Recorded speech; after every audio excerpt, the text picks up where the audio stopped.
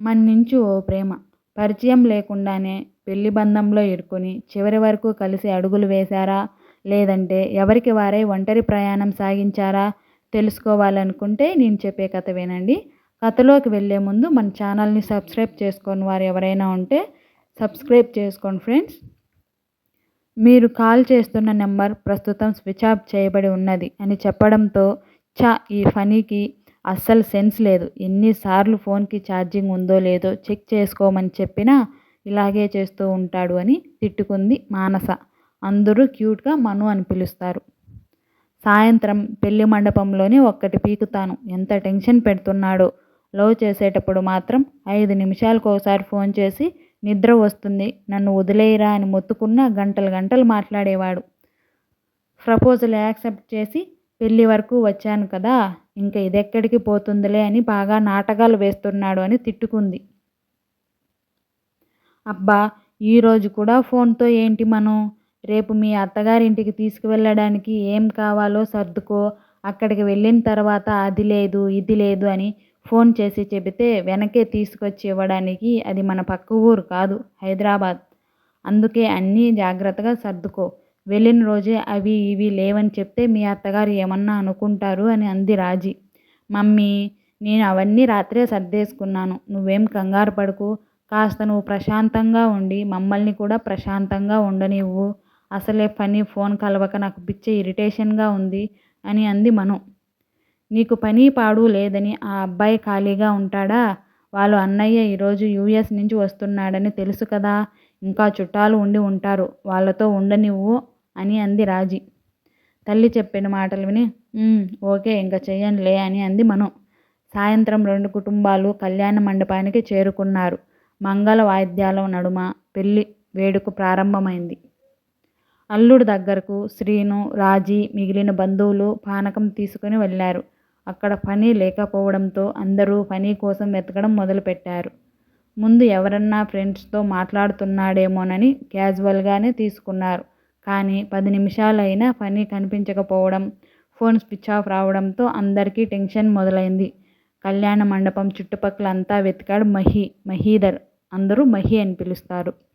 Mahi US నుంచి తమ్ముడు పెళ్ళికే వచ్చాడు. 3 ఏళ్ల నుంచి మనుని లవ్ చేస్తూ, తన పెళ్ళి అయిన తర్వాత చేసుకోవాలని వెయిట్ చేస్తూ, పెళ్లి కోసమని ఫోర్స్ చేయడంతో తన కమిట్మెంట్స్ వల్ల ఇప్పుడే పెళ్లి చేసుకోలేక మమ్మీ డాడీలను ఒప్పించి ముందు తమ్ముడు పెళ్లి చేసేలా చేశాడు. పెళ్లి కోసం ఇంత ఆరాటపడినవాడు తీరా ఆ పెళ్లి గడియలు వచ్చిన తర్వాత ఎక్కడికి వెళ్ళాడు వీడు అని టెన్షన్ పడుతూ అంతా వెతుకుతూ ఒక పక్క ఫోన్ ట్రై చేస్తూనే ఉన్నాడు. ఎంతసేపు వెతికినా కనిపించకపోవడంతో తిరిగి మండపానికి వెళ్ళాడు మహి. అప్పటికే మనుకి ఫనీ మండపంలో లేడనే విషయం తెలిసి మను ఒక్కసారిగా కూలబడిపోయింది. తల గిర్రును తిరిగిపోతూ కళ్ళు మసక మసకగా కనిపించడంతో ఏడుపు కూడా రావడం లేదు. ఒకటే టెన్షన్ అయిపోయింది. ఫనీ మండపం వదిలి వెళ్ళడం ఏంటి? నో, అలా జరగనే జరగదు. ఎక్కడో పొరపాటు జరిగింది. నా ఫనీ నన్ను వదిలి వెళ్ళనే వెళ్ళడు. ఇది అబద్ధం, ఇదంతా అబద్ధం అని పెద్దగా పిచ్చిపట్టిన దానిలా అరుస్తున్న కూతుర్ని చూసి రాజీ, శ్రీను గుండె పగిలిపోయింది. అందుకే ఈ ప్రేమ పెళ్ళిళ్ళంటే నాకు ఒళ్ళు మంట. బాగా ఉన్నవాళ్ళని తెలియగానే వెనక ముందు ఆలోచించకుండా పెళ్ళికి సిద్ధమయ్యారు. ఇప్పుడు చూడు ఏమైందో, మండపంలో నుంచి మాయమైపోయాడు. ఈ 3 ఏళ్ళు కలిసి తిరిగారు కదా, మోజు తీరిపోయింటుంది.